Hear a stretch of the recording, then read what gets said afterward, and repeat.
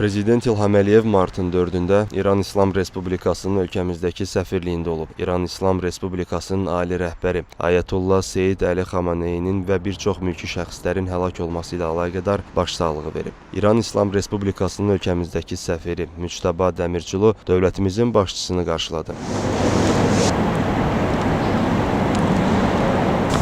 Azərbaycan prezidenti matəm kitabına ürək sözlərini yazdı.